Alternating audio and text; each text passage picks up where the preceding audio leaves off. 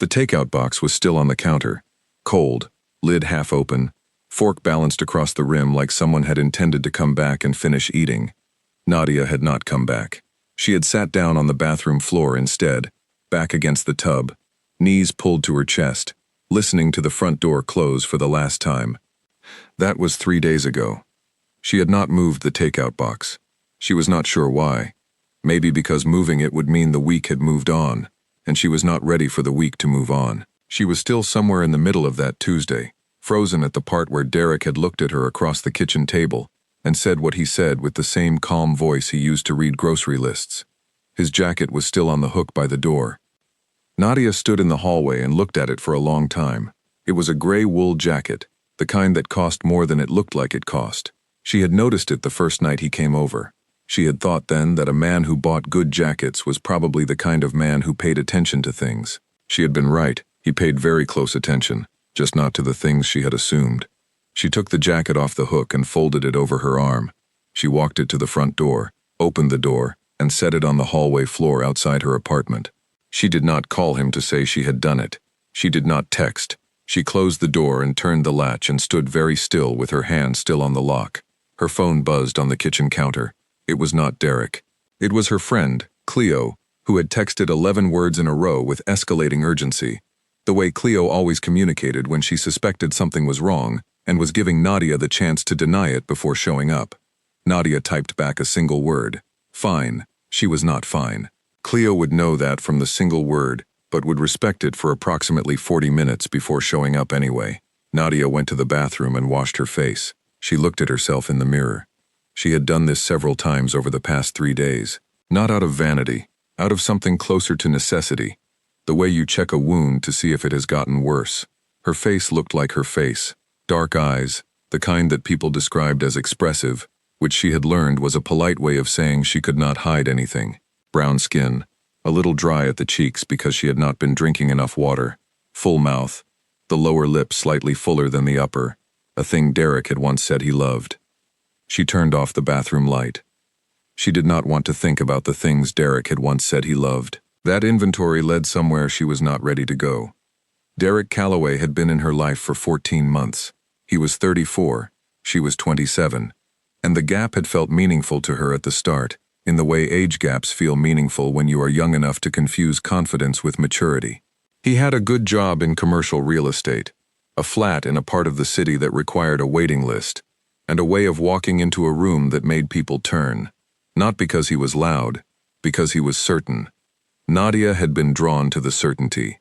She had spent most of her 20s in a state of low-grade uncertainty, the kind that hums under everything, and Derek had seemed like the antidote to that. He was sure of things. He made decisions without circling them for days. He booked restaurants without asking what she felt like. He knew what wine to order. He did not apologize for taking up space. She had loved all of that. For a while, it felt like standing next to a fire in winter. The first time he said something about her weight, she almost missed it. They were getting ready to go out, and she was standing in front of the wardrobe in a green dress she had bought 2 summers ago and still loved, and he had looked at her for a beat too long and said, casually, as if commenting on the weather outside, that she might want to wear something looser. He said it with a small smile that was supposed to soften it. It did not soften it. She had changed. She had told herself it was her own choice. She had worn the black top instead, and had spent the entire evening aware of the green dress hanging in the wardrobe at home, like an unanswered question. That was month 4. By month 9, she had a list in her head, not written anywhere, just stored, the way you store things that are too sharp to touch directly. Comments about portions, questions about whether she was still going to the gym, a silence that lasted 2 full seconds when she mentioned wanting to try a new dessert place, a silence that said everything he was not saying out loud. She had spent months talking herself out of what she already knew. Cleo had known, Cleo had said, very carefully, over coffee in month 10, that she thought Derek had a certain way of looking at Nadia that made Cleo uncomfortable. Nadia had defended him. She had said Cleo was reading too much into things. Cleo had nodded and said nothing more, and paid for the coffee, which was how Nadia knew Cleo believed she was right, and was choosing love over argument. The last conversation with Derek was not a fight. That was the thing she kept coming back to. It had not felt like a fight. There had been no raised voices, no accusations thrown across the room, no dramatic exit.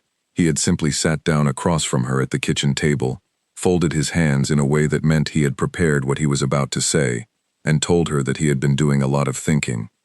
He said they wanted different things. He said they were at different stages. He said, and this was the part that landed like something falling from a high shelf, that he needed someone who was more in line with his lifestyle. She had asked him what that meant. He had looked at the table for a moment, and then he had said it. Not the worst version of what he might have said, but clear enough.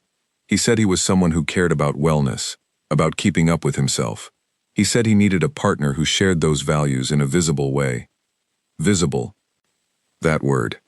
She had understood exactly what visible meant. She had not cried.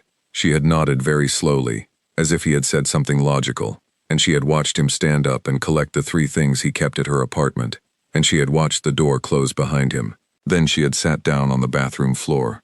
She did not hate him. That was the complicated part. She had tried to work up to hatred over those 3 days, because hatred felt useful, clean, something to hold. But what she actually felt was something older and quieter than hatred. She felt like she had believed in something that had turned out not to exist, and the absence of it was enormous. She felt like she had been weighed, not on a scale, by a person, and found to be less than enough. That was the thing about Derek's kind of cruelty. It arrived in reasoned sentences. It used words like wellness and values and visible. It gave itself the vocabulary of self-improvement so that you could not argue with it without sounding defensive. You could not say you were wounded without sounding like you had misunderstood something civilized. She understood everything. She went back to the kitchen. She picked up the takeout box and dropped it in the bin. She washed the counter. She boiled the kettle. She was standing with her tea when Cleo arrived, exactly 37 minutes after the single-word text, with a bag from the bakery around the corner, and an expression on her face that meant she was going to be furious on Nadia's behalf, and was only holding it back by sheer force of will. Cleo was 28, small, red-haired, and had a gift for walking into a room and immediately understanding everything that had happened in it. She looked at the clean counter. She looked at the hook by the door with no jacket on it. She set the bakery bag down and opened her arms, and Nadia walked into them. She did not cry. She would later, but not then. Then she just stood in her friend's arms in her clean kitchen and held her tea and let herself be held. Outside, the city moved through its ordinary Tuesday afternoon without her. Cars, people, weather, all of it continuing at the usual pace, indifferent to the fact that someone in a third-floor apartment was trying to figure out how to carry something she had not yet found the right word for. Cleo pulled back and looked at her face. "Tell me," Cleo said. Nadia told her. Cleo listened. She sat on the counter with a pastry in one hand and listened without interrupting, which was not her natural state, but which she managed because she could see the shape of what Nadia was carrying. When Nadia finished, Cleo was quiet for a moment. Then she said, "He put his jacket outside in the hall, didn't he?" It was not a question. "I put it outside," Nadia said. "It was his." Cleo nodded. She looked at the hook on the door. "Good," she said simply. She took a bite of the pastry. "Eat something. Then we talk about what happens next." Nadia picked up a pastry. It was almond. Derek did not like almonds, and so she had stopped buying them. She ate the whole thing. That was day 3. That was where the rest of it began. The almond pastry was the first thing she had eaten in 2 days that had not been ordered out of obligation, consumed standing at the counter, and tasted like nothing. This one tasted like something. That felt important, though she could not have explained why to anyone without sounding dramatic. Cleo had ordered 3 of them. By the time they were gone, Nadia had said everything she needed to say, and Cleo had said far less than she was clearly thinking, which was its own kind of gift. What Cleo did say, near the end of that first evening, as she was pulling on her coat to leave, was this: that Nadia was the sharpest person she knew, and the most generous, and that someone who could not see that was not someone whose opinion of her body should carry any weight at all. She used the word weight, then she caught herself. Then she said, "You know what I mean." Nadia did know. She also knew that a person could understand something completely and still feel it. Story off, Echo Part 1 extension added. New word count. WC-W de home/Claude/her ex dumped her for being chubby. The same man who threatened him is now begging to survive.txt. She had not heard the name Marcus Webb in nearly a year when Cleo mentioned it. It was a Saturday, 6 weeks after Derek had collected his 3 items and his wool jacket from the hallway floor and walked out of her building and back into his curated life. 6 weeks of getting through days, not dramatically, not with visible suffering, just the ordinary hard work of moving through time when something has shifted in you and you haven't yet found where the new center is. Nadia had gone back to her job, a content editing role at a mid-size publishing company, with the focused efficiency of someone who had decided that competence was going to carry her for a while. She had sat in meetings and caught errors and responded to emails and eaten lunch at her desk and taken the train home and done it all again. She had been to Cleo's twice, and Cleo had come to hers once, and they had not talked about Derek after the first week, because there was nothing left to say about Derek that would make anything better. She had, in the privacy of her own evenings, looked at herself in the full-length mirror in her bedroom and tried to see what Derek had seen. She had done this without cruelty. It had taken effort, but she had stood there and looked at herself honestly, a woman of 27 with a round face and brown skin and a body that had changed in various ways over various years, and she had asked herself sincerely what the problem was supposed to be. She had not found one. She had found a person, familiar, imperfect, hers. That was not a simple process. She was not going to claim it had taken 3 weeks to undo the accumulated weight of 14 months of small comments and 2-second silences. It had not. But she had started. That felt like something. It was on the Saturday then, over coffee at a place near Cleo's flat, when Cleo mentioned Marcus. The name arrived in the middle of a conversation about something else entirely, dropped in with the casual ease of someone who had been waiting for the right gap. Cleo mentioned that she had run into a mutual acquaintance, a woman named B who knew everyone in a loose, overlapping way that certain kinds of people know everyone, and that B had mentioned Marcus Webb was back in the city after 2 years working abroad. Nadia set her coffee cup down. "Back where exactly?" she asked. "Here," Cleo said. "Bia said he's got a place in Farlow Lane. Has been back about 4 months, apparently. She said he asked about you." Nadia looked out of the window at the street. A man was walking a dog that was clearly in charge of the walk. "He asked about me." That's what Bia said. Marcus Webb was not a complicated memory, but he was a layered one. She had known him first through other people, the way you often know people in your mid-20s, through the overlapping circles of shared friends and events, and the particular geography of a city where the interesting people all eventually end up in the same rooms. He was 31, 4 years older than her, and he worked in something connected to architecture and urban design that she had never fully understood, but that seemed to involve a great deal of international travel and conversations that went on long after the people around them had stopped following. She had liked him immediately and kept him at a careful distance for reasons she had not examined closely. He was the kind of person who paid attention in a way that made you feel slightly exposed. Not unkindly, but completely. He had a habit of listening to what people said and then waiting a full beat before responding, as if he was making sure he had heard everything before he opened his mouth. It was a habit that made most people trust him, and made Nadia, who was used to people listening only until they had their own response ready, slightly wary. They had been at the same parties several times.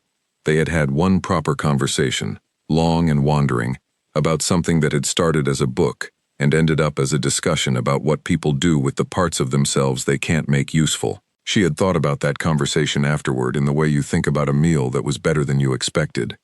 Then he had gone abroad, and Derek had appeared, and that was the year she had spent filling time with someone who made her feel certain in ways that had turned out to be a trap.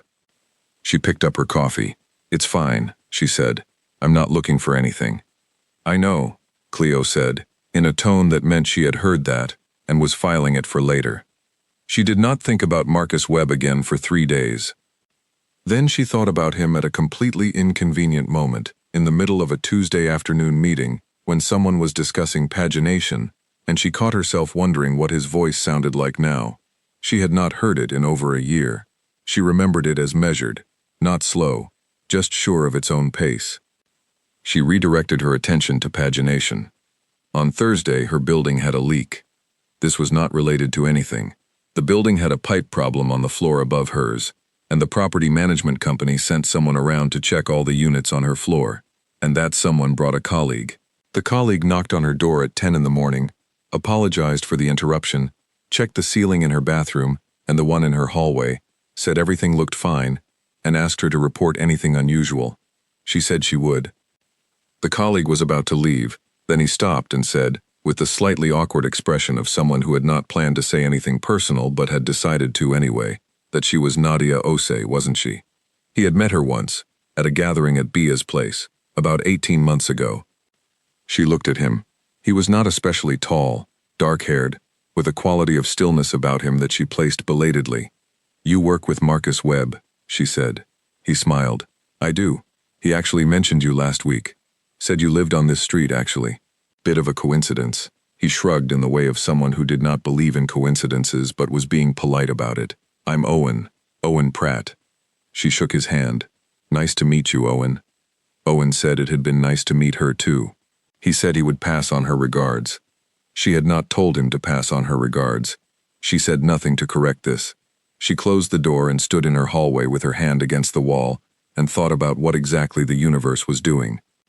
The following Monday, Marcus Webb was standing outside the coffee shop nearest to her office. He was not waiting for her.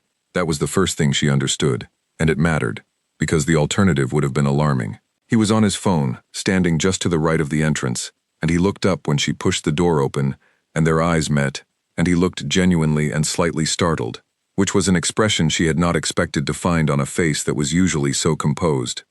"Nadia," he said. "Marcus," she said. There was a pause. The good kind.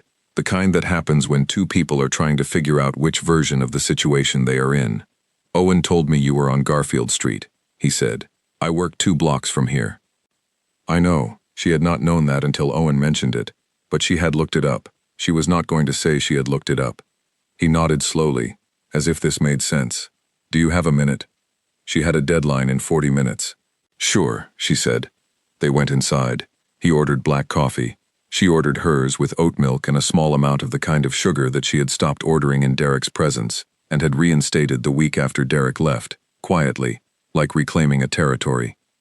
They sat by the window. He looked at her in the direct way she remembered, not uncomfortable, just present. "It's been a while," he said. "Almost 2 years. You look well," he said.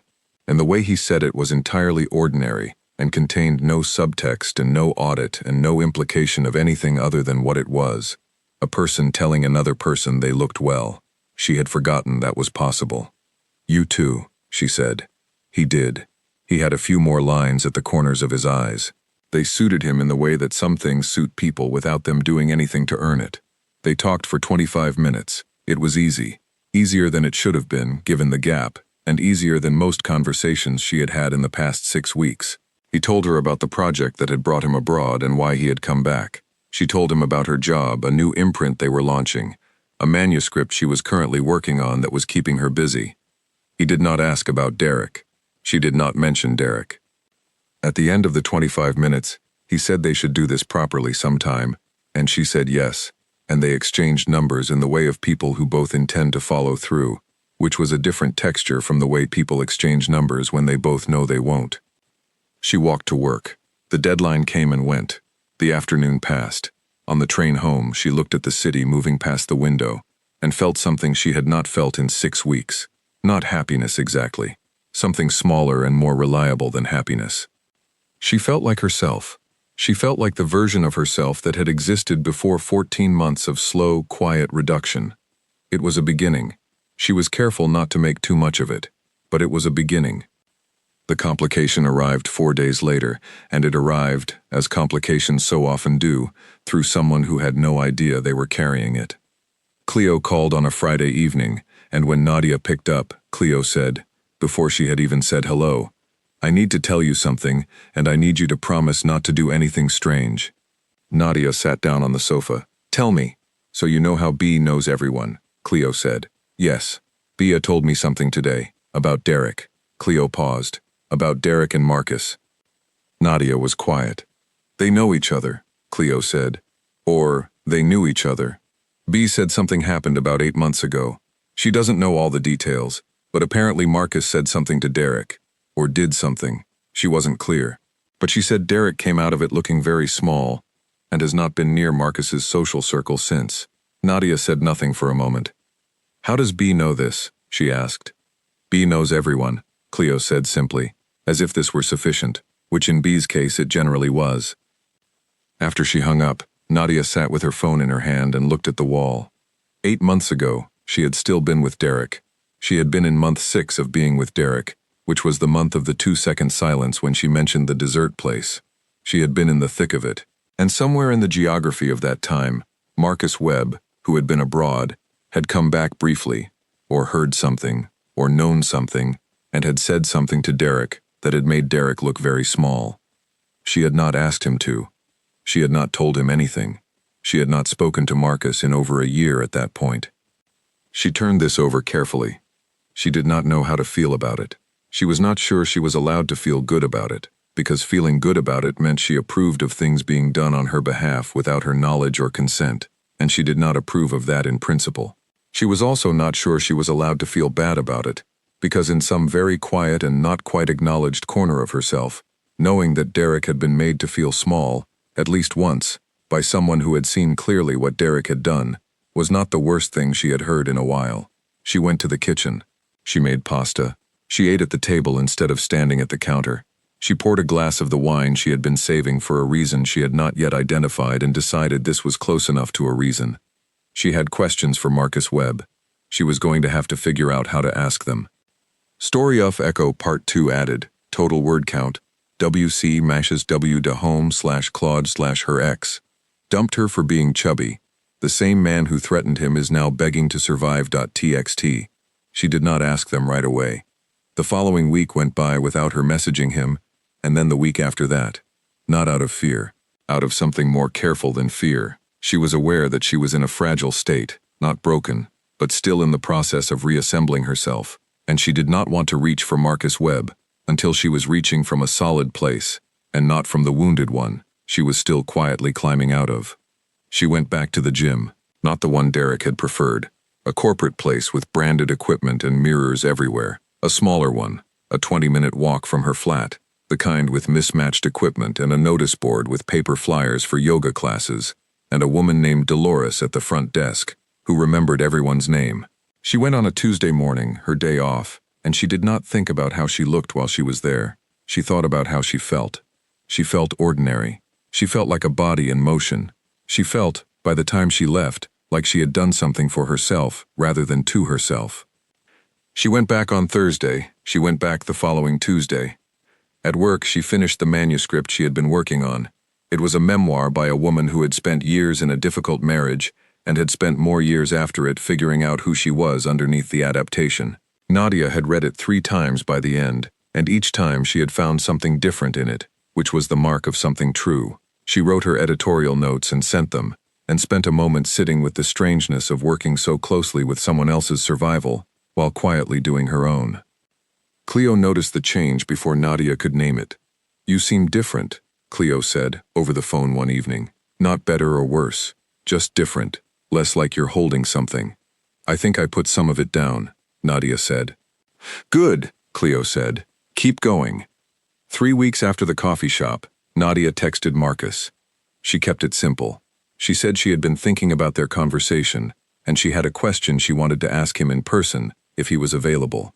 He replied within the hour. Tuesday at the same coffee shop, if that worked. She said yes. She wore the green dress. She had not worn it since the night Derek had suggested something looser.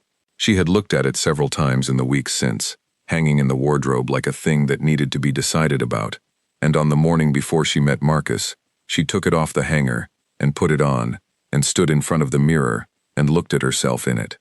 It still fit. It had always fit. The question had never been whether it fit. She went to the coffee shop. Marcus was already there. He looked up when she came in, and something moved across his expression before it settled back into its usual steadiness. He stood up. "You look great," he said. "Thank you," she said. She sat down. She had ordered her coffee ahead of time, and it was waiting on the table, oat milk, and the exact right amount of sugar. They talked for a few minutes about normal things. Then she set her cup down and said, "Bea told Cleo something." He went still, not defensive, not apologetic, just still, in the way of someone who has been waiting for a question and is deciding how to answer it. "About 8 months ago," she said. You and Derek. He looked at her steadily. Yes, he said. Tell me. He was quiet for a moment. Then he said that he had known Derek Calloway for a few years through professional overlap, and that he had never liked him, but had managed the acquaintance, the way you manage acquaintances you don't like, with minimal contact and polite distance. When he came back to the city briefly, 8 months ago, for a short project, he had run into Derek at an event, and Derek had said something, at that event, in a group of people, about a woman he was seeing. He had not named her, but the description was specific enough, and the language used was specific enough, that Marcus had known immediately who Derek was talking about. Derek had made a comment about a woman he was with, about her body. He had made it as a joke, the kind of small cruelty disguised as humor that certain people deploy publicly because the group's laughter is the permission they're looking for. The group had laughed. Marcus had not. Marcus had waited until the group dispersed. Then he had taken Derek aside. What did you say to him? Nadia asked. Marcus looked at his coffee. I told him that the way he spoke about the woman he was with in that room told me more about him than it told me about her, and that the people he was trying to impress in that room had now heard it too, and would remember it, not about her, about him. Nadia said nothing. I also told him, Marcus continued carefully, that there were people in that room who could make his professional life considerably more difficult, and that he had just demonstrated, publicly, exactly what kind of person he was, and that I would be remembering it. The coffee shop was warm. The window was slightly steamed. He didn't know you were seeing me, Nadia said. Not at that moment. I understood it afterward from how he responded. She looked at him. I didn't ask you to do that. No, he said. You didn't. I didn't tell you anything about what was happening. No, he said again. You didn't. He met her eyes. I heard something I couldn't unhear. I said what I said. I understand if you're angry about it. She was not angry. She had thought she might be angry, and she was checking, and she was not. What she was something more tangled than anger. She was sitting with the fact that someone had seen something she had been invisible inside of, and had said something about it, without theater, without making it about himself, and had then gone back abroad and not mentioned it to her, and had not held it as a favor she owed him. Why didn't you tell me? She asked. He thought about this for a moment, because it wasn't mine to tell. You were in a relationship. What he said in that room was about him. What you did with it was always going to be your decision. She looked out of the window. I know that might not be enough of an explanation, he said. It's enough, she said, and then, because she needed to say something honest, she said, I think I would have stayed with him longer if I had known. I would have felt like someone had acted for me, and I would have needed to prove something. I don't know if that makes sense. It makes sense, he said. Outside, the city went about its Saturday afternoon. Inside, two people sat with something complicated between them that was also, underneath all its complications, something quite simple.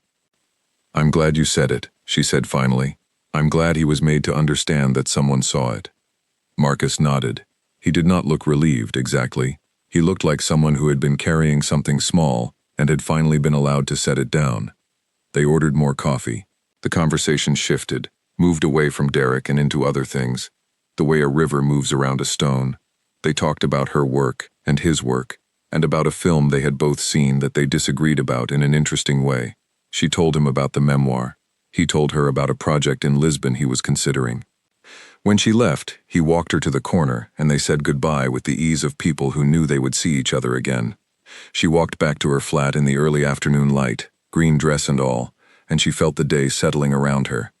There were no fireworks, no revelations delivered at volume, just a woman walking home in a dress she had always loved, through a city that was the same city it had been at the worst of it, feeling like she had moved from one room of herself into another and found it was larger than she remembered. Derek Calloway had no idea any of this had happened. He was living his curated life, booking his restaurants without asking, ordering the right wine, keeping up with his wellness and his visible values, entirely unaware that the woman he had discarded so tidily was reconstructing herself, piece by piece, in the ordinary dailiness of a city he shared with her. He did not know yet what was coming. Story of Echo Part 2 Extended. Total word count. WC Myers www. Her ex dumped her for being chubby. The same man who threatened him is now begging to survive. Txt.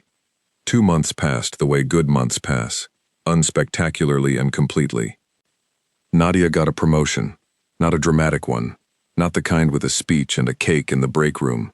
She was offered the lead editorial role on a new imprint the company was launching, a line dedicated to personal narrative nonfiction, and she said yes immediately, and then sat in her office for 5 full minutes, absorbing what yes meant. It meant more responsibility, more ownership, more creative authority, more of the kind of work she was good at and had spent years being trusted with only partially. She called Cleo. Cleo screamed. Then Cleo asked if she had told Marcus. Then Cleo said nothing further on the subject and redirected the conversation smoothly, which was Cleo's way of acknowledging she had noticed something without forcing a conversation Nadia had not opened yet. She had told Marcus. She had texted him and he had responded with 2 sentences, both of them specific and both of them about the work rather than the achievement, which was exactly right. He understood why she cared about it without needing her to explain it. That was the quality she kept finding in him, that careful attention to what things actually meant rather than what they were supposed to look like. They had been seeing each other regularly for almost 2 months, and she still could not name what they were without the name feeling like a reduction. They met for coffee and for long afternoon walks that covered a significant amount of the city. He had cooked for her twice in his flat in Farlow Lane, a place that was full of good light and books arranged in the kind of loose order that meant they were actually being read. She had made dinner for him once at hers. He had stayed late both times and left before it became something she had to name. There was an agreement between them that did not need to be spoken. They were moving towards something at the pace that made sense for the particular materials they were working with, which included her recent history and her still-in-progress reassembly, and the fact that Marcus was a man who did not push, genuinely did not push, in a way that had taken her a while to fully trust. She trusted it now. Her body had been on her mind, not in the way it had been on her mind during Derek, when she had been aware of it as a liability, something that required management and concealment and constant low-level apology, differently, more honestly. She was aware of it as the thing she lived in. She had gone to the gym 20 times in the past 2 months, and she had not weighed herself once. That was a decision she had made after a specific Thursday morning, when she had stood on the scale out of habit, and watched the number, and felt the familiar calculation beginning, and had thought, no. She had stepped off the scale and put it in the cupboard under the sink, and closed the door. What she paid attention to instead was how she felt, whether she was sleeping, whether the walking was making her feel loose and present in the world, whether the food she was eating was food she wanted, and food that kept her going, and food that, on occasion, tasted like something worth the time to eat. She had started buying almonds again. That was its own small satisfaction. The memoir she had edited had been accepted with enthusiastic letters from 3 different reviewers and was going into production. The author, a woman named Gloria, had sent her a note that was 2 pages long and handwritten, and that Nadia had read 3 times. Gloria had said that Nadia had seen her on the page in ways she had stopped expecting anyone to see her off it. Nadia had kept the letter in her desk drawer. She was building something. Several somethings simultaneously. That felt right. Marcus came to a work event with her in the middle of the 2nd month, a small launch for a book by a poet who was a friend of a colleague, held at a bookshop in the old part of the city. The kind of bookshop with uneven floorboards and a cat, and shelves that required a ladder. She had asked him casually, and he had said yes casually, and they had gone and stood together in the warm press of people who were happy to be gathered around language, and she had introduced him to her colleagues without over-explaining who he was, and he had been easy and good in the room, in the particular way of people who are confident enough not to need to be impressive. On the walk back, it was cold enough to see breath. He had bought her a copy of the poetry collection. She had not asked for it. He had simply bought it while she was talking to someone and pressed it into her hands when she came back.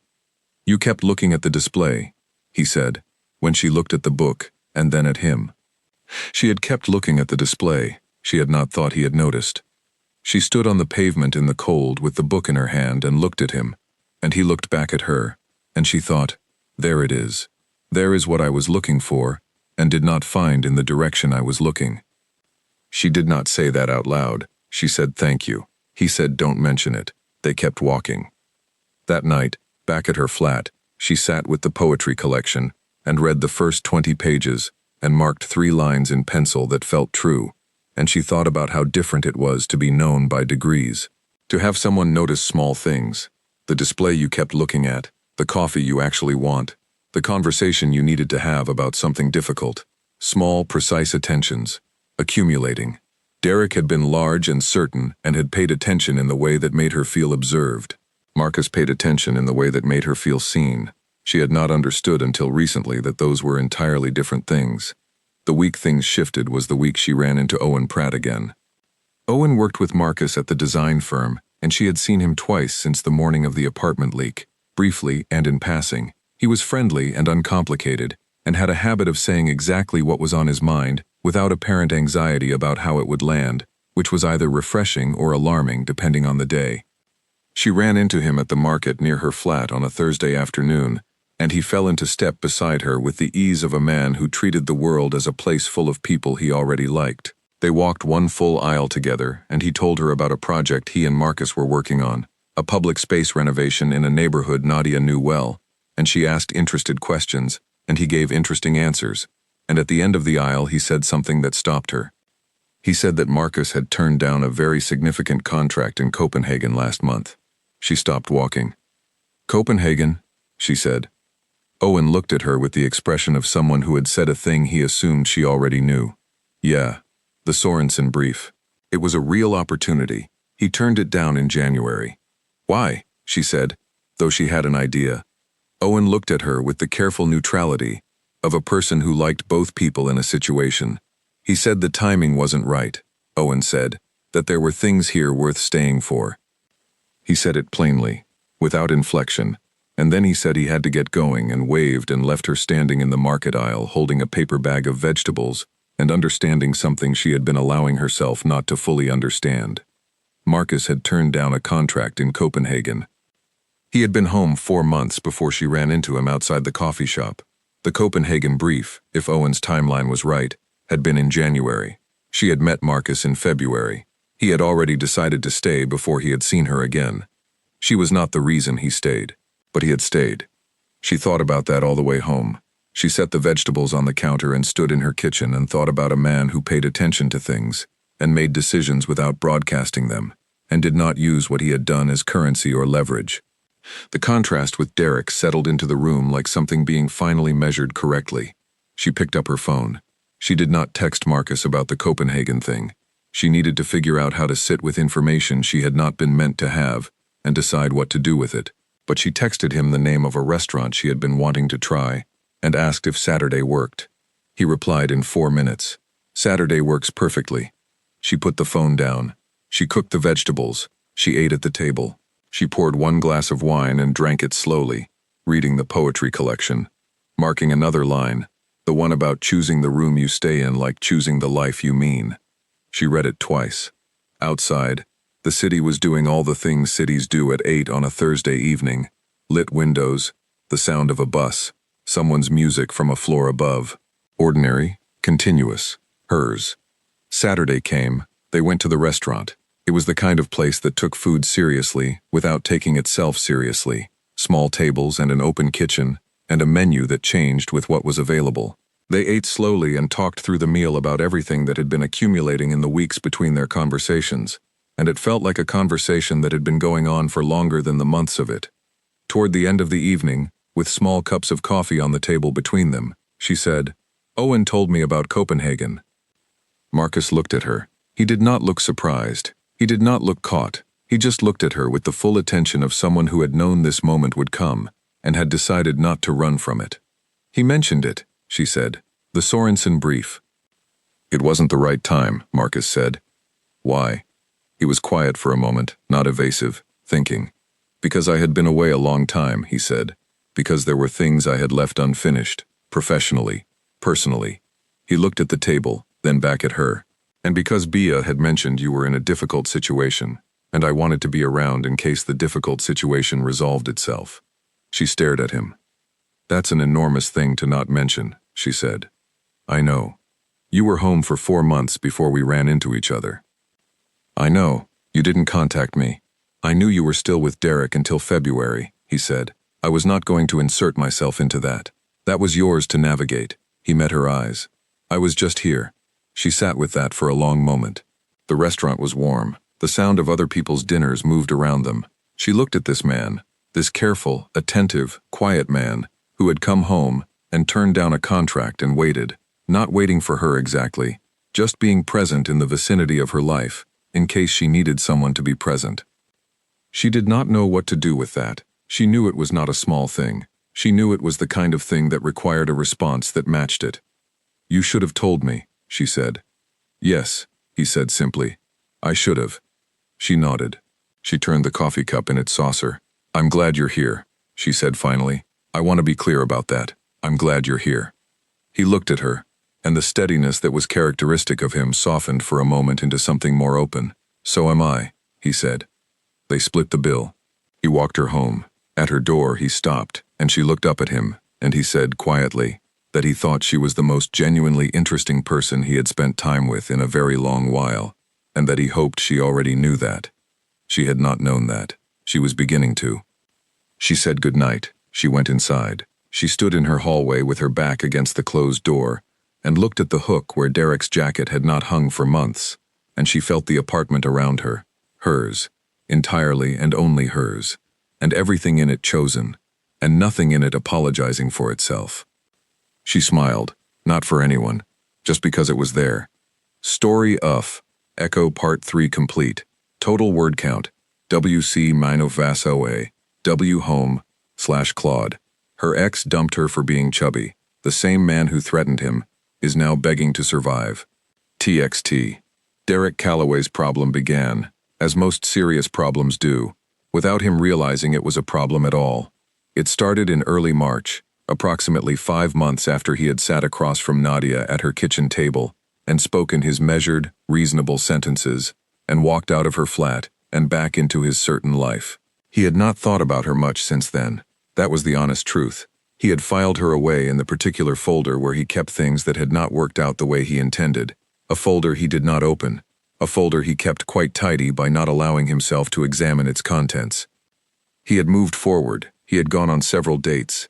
He had met a woman named Priya at an industry event and taken her to dinner 3 times and found her very agreeable and very slim, and had thought, briefly, that this was what he had been looking for. Then Priya had said something at their 4th dinner that made it clear she had thoughts about things, loud and specific thoughts, and he had found this less agreeable and had not called her again.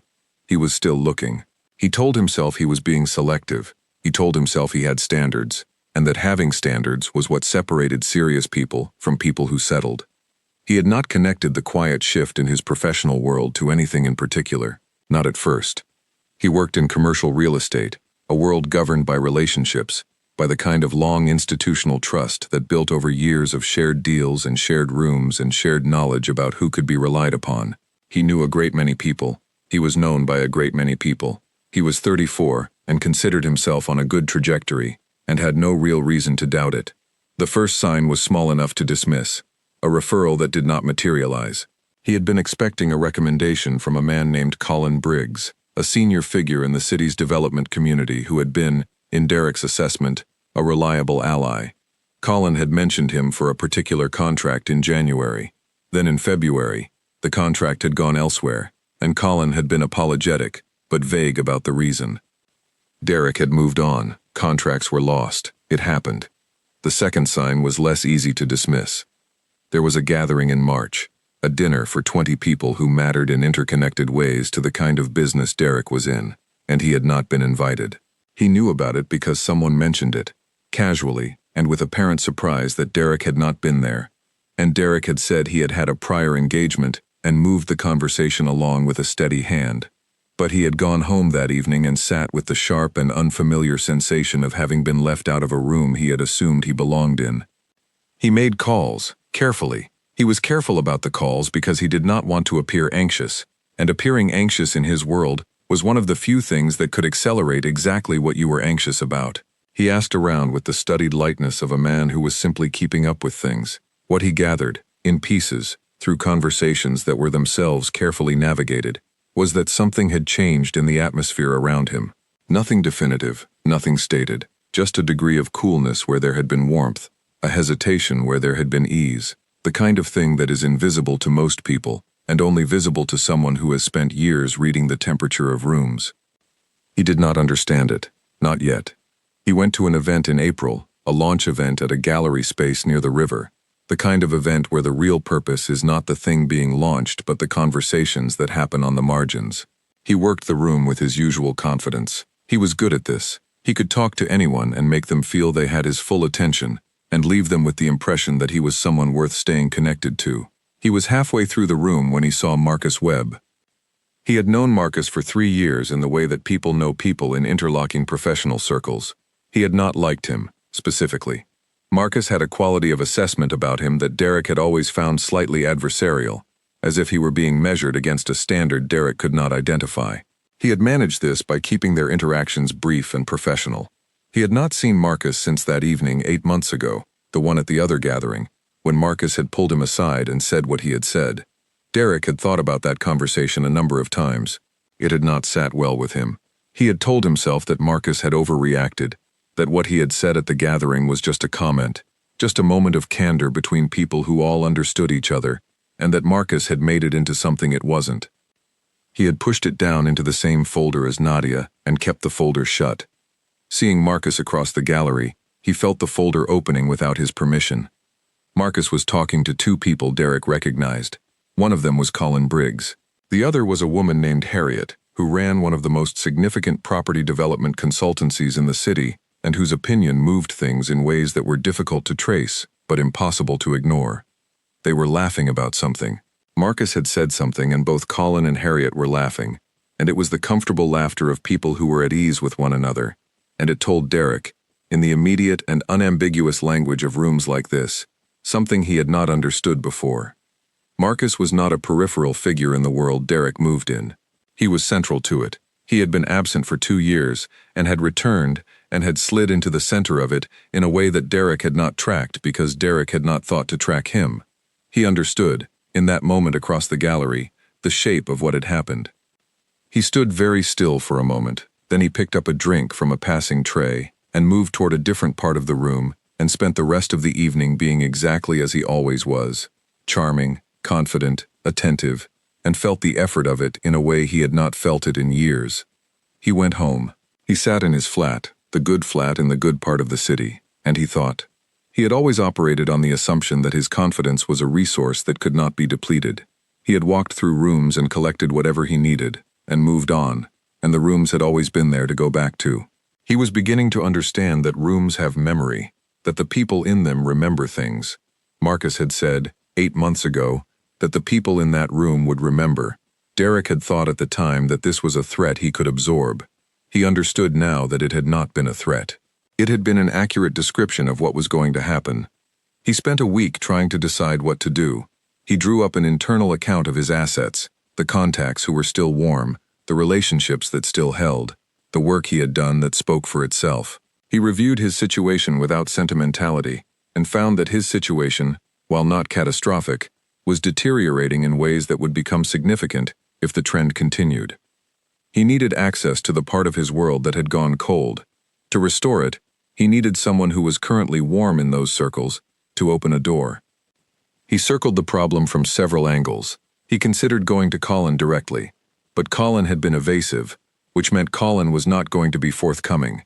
He considered Harriet, but he had no existing relationship with Harriet that could carry the weight of what he needed. He came back, each time to Marcus. And each time he came back to Marcus, he came back also to a fact he had been trying to avoid, that what Marcus had said to him 8 months ago was not just about a comment at a party. It was about Nadia, and that there was a possible path through Marcus that ran directly through whatever Marcus felt about Nadia. He sat with this for several days. He did not want to contact Nadia. Pride made that difficult. He had been the one who ended things. He had done it cleanly and rationally, and he had told himself she was fine, or would be fine, because practical people moved on, and she had always seemed practical. He had not thought about her much. He was not used to thinking about people he had left behind. But the logic of his situation kept returning him to the same conclusion. He opened his phone. He found her number, which he had not deleted, and he looked at it for a long moment, and then he began to type. He spent 40 minutes drafting the message. He wrote 7 versions and deleted 6. He was good with language, professionally, and he brought that skill to the task in a way that felt, even as he was doing it, like a fairly large comment on his own character. He was constructing an apology, the way he would construct a pitch, testing each sentence for the effect it would have, angling for the response he needed. The final message said that he had been thinking about how things ended between them, and that he had not been fair in how he handled things, and that he owed her an apology for that. He said he hoped she was well. He said he would like to talk if she was open to it. He read it over twice. It was good. It was almost convincing. He sent it. Then he waited. He waited through Thursday and into Friday, checking his phone with a frequency that he found humiliating, and managed by telling himself he was just being thorough. Nothing came. He waited through Friday evening. He went to a restaurant on Saturday with a colleague and checked his phone twice in the bathroom, and felt the checking as a small indignity. Nothing came. On Sunday, he checked one more time. Still nothing. He put his phone in his jacket pocket and stood at the window of his good flat in his good part of the city and looked at the street below and felt, for the first time in a long time, the particular unease of a man who has sent something into the world and found that the world has not responded. He was not used to silence as an answer.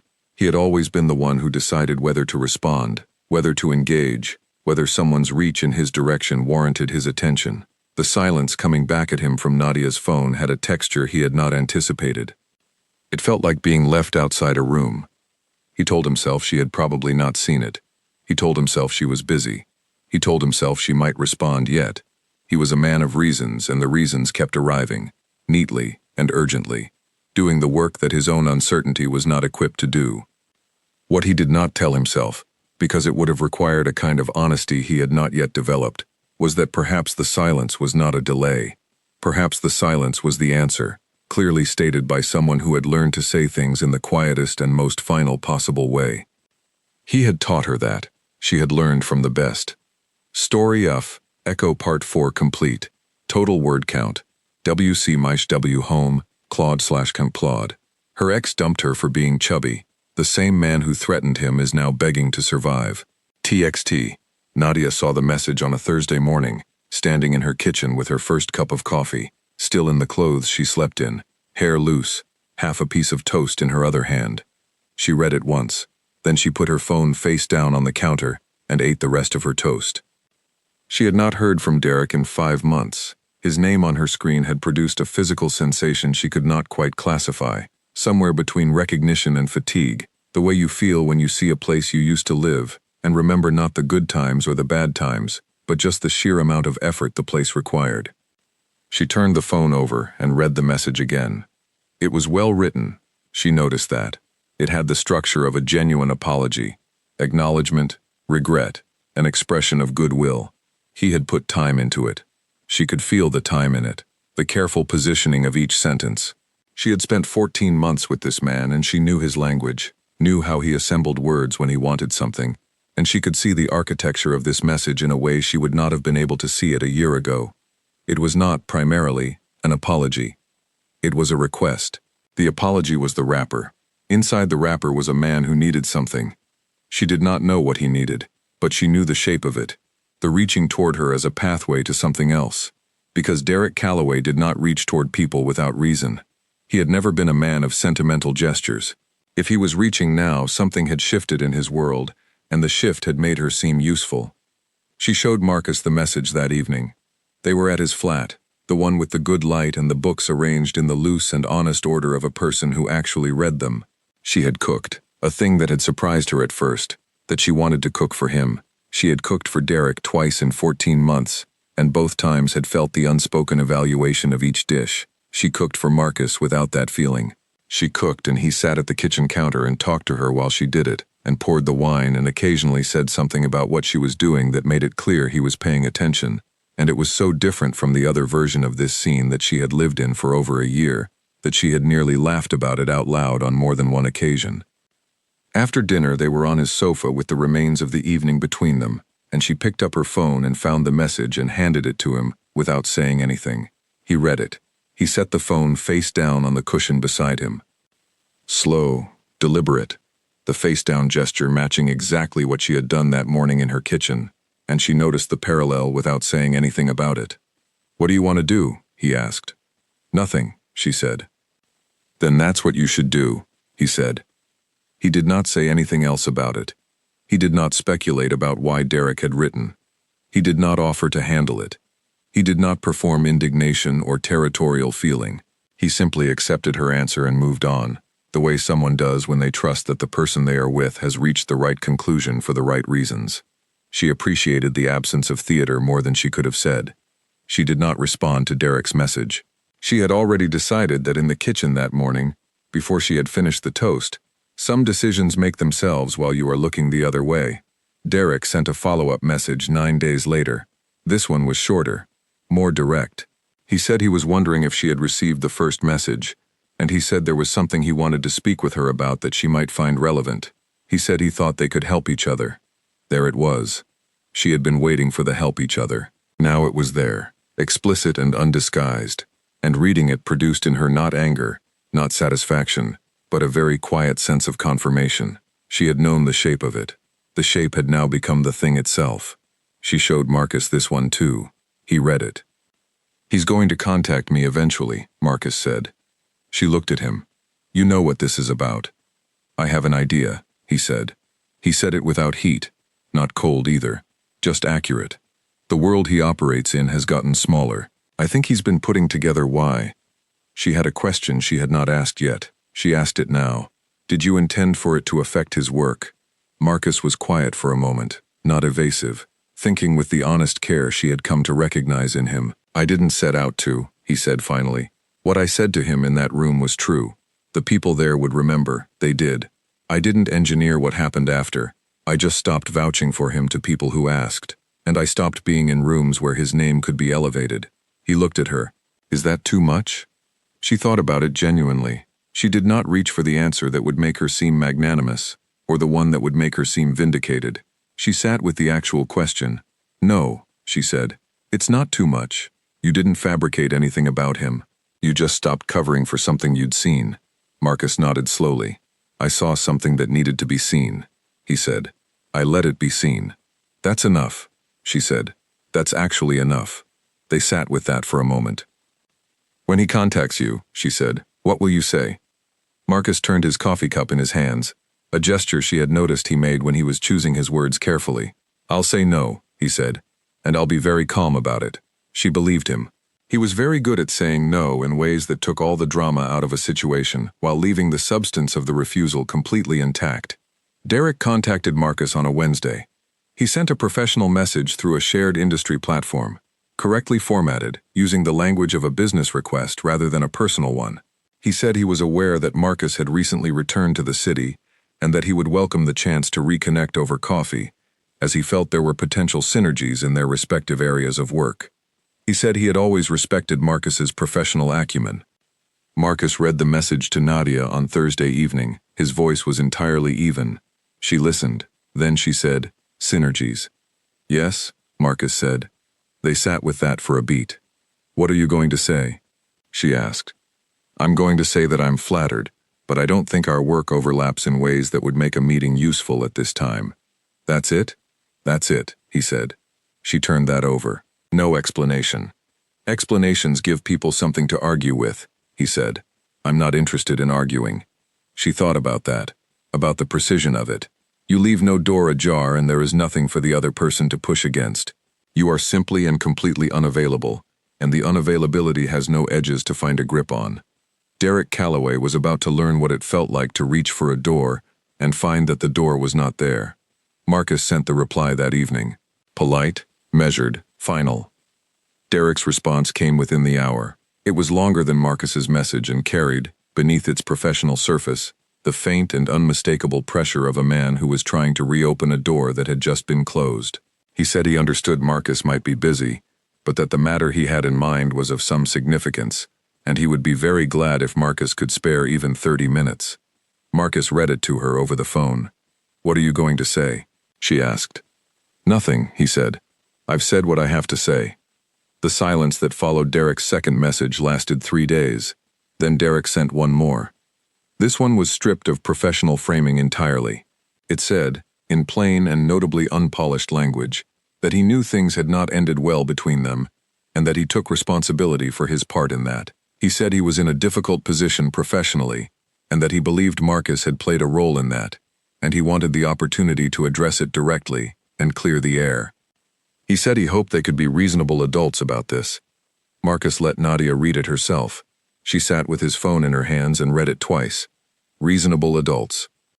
She thought about the last time she had seen Derek, across her kitchen table, his hands folded, his voice measured, his sentences about wellness and lifestyle and visibility. She thought about all the ways he had asked her to make herself smaller, and had dressed the asking in the language of personal values and mutual fit. She thought about the night she had stood in front of her wardrobe in the green dress, and changed because of 2 seconds of silence, from a man whose silence she had decided to translate. She set the phone down. "He thinks this is a misunderstanding," she said. "He thinks if he explains himself, the problem gets fixed." "Yes," Marcus said. "He doesn't understand that there is no misunderstanding," she said. "That's the thing. There is nothing to clear up. You saw something true. The people in that room saw something true. He didn't make a mistake people can forgive. He showed people who he was." Marcus looked at her. "Yes," he said. "He could have been kind," she said. "Not with heat. With the flatness of something that had been looked at from every angle," and concluded, "That was always an option.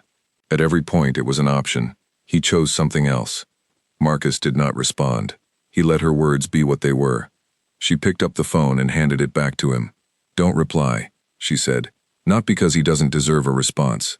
Just because the silence is more accurate." Marcus took the phone. He held it for a moment. Then he set it on the table and left Derek's message unanswered, and the conversation moved on to other things, the way conversations do when the important part is finished. Derek sent one final message 2 weeks later. This one went to mutual acquaintances, carefully worded, professionally framed, asking if anyone could provide an introduction to Marcus Webb in a more direct capacity. He said he believed there had been a professional misunderstanding he would like to address. The acquaintances, one by one, did not provide the introduction. They did not do this dramatically. There was no meeting, no collective decision. They simply each found that when they thought about it, they were not in a position to help. Some of them had heard things, in the casual way of interconnected people, about the kind of person Derek was in certain rooms. Some of them had seen things themselves, in small ways, over years, and had noted them. Some of them simply trusted Marcus Webb's assessment of a situation, having trusted it before, and found it reliable. Derek's world did not collapse. He still had his flat. He still had his work, reduced in scope but functional. He still had his certainty, though it was finding less to anchor to than it once had. He would rebuild, probably. People like Derek generally found a way to reassemble their circumstances, because confidence of a certain kind is a survival skill, even when it is also a flaw. But he would rebuild without the room he had assumed was always going to be his, and he would not understand fully why, because the people who had closed it had not told him they were closing it. They had simply been unavailable, one at a time, over months, until the shape of the unavailability became undeniable. He had once made a woman feel that her worth could be measured in a visible way, and the measurement had not gone in her favor, and he had said it in a room full of people who had heard him. The room had remembered. Nadia did not know most of the details of how Derek's world was rearranging itself. She knew enough from Marcus to understand the general shape of it, and she did not spend much time on the details because Derek Calloway had stopped being the story she was in. She was in a different story. She was leading a new imprint at work, and 3 weeks into the formal role, she had already commissioned 2 projects that she believed in completely. She was going to the gym at Dolores's place on Tuesdays and Thursdays, and occasionally Saturdays when the week required it. She was buying almonds. She was reading the poetry collection Marcus had given her, and marking lines in pencil that felt true, and the collection was now thoroughly marked because there were a great many things in it that felt true. She and Marcus had, without announcing it, become the kind of people who made plans in weeks rather than days, and who had standing arrangements and who existed in each other's lives with the ease of 2 people who had decided, separately and then together, that this was where they wanted to be. They did not make a large event of it. They were not large event people. There was an evening in May when they were walking along the river after dinner, the city lit and moving on the water, and she had taken his hand in the particular casual way of someone who was not making a statement but simply reaching for what was there, and he had held it in the particular way of someone who had been hoping it would arrive, and had not wanted to reach first. They walked for a long time. They did not have to talk. That was part of it. She thought, walking, about the woman who had sat on the bathroom floor 3 days after a man left her apartment, back against the tub, knees pulled to her chest, trying to figure out what to do with the fact of being found insufficient. She thought about the almond pastry, about the hook with no jacket on it, about the green dress going back on the hanger and then, months later, coming off it again. She thought about what it had cost to put it back on and walk out the door in it. Not much. In the end, not much at all. The dress had always fit. The mirror had always showed the same person. All that had changed was who was in the room when she stood in front of it. Now the person in the room was someone who paid attention to what she looked at. Who noticed when she kept returning to a display case? Who bought the book without being asked and did not mention the buying of it until she asked, and then did not make a story of it? They reached the end of the riverside walk where the path turned back toward the city. The lights were bright. The night was cool. Somewhere behind them, a city was full of people making their way through their various days, some of them toward things, some of them away from them, most of them in both directions at once. She stopped walking. She looked at him. "I'm glad you stayed," she said. He looked at her. The evening suited him, the way good light suits certain faces, and he was looking at her with the full and settled attention that had always made her feel both slightly exposed and completely seen. "So am I," he said. They turned and walked back toward the city, her hand in his. The lights on the water, the ordinary and enormous fact of being somewhere that felt right.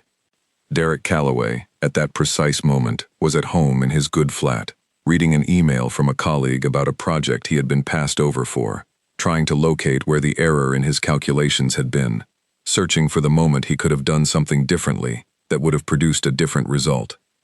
He was going to search for a long time. The error was not in a calculation. The error was in a word. The error was in a 2-second silence, and a suggestion to change before going out, and a comment made in a room full of people who had heard it. Small things.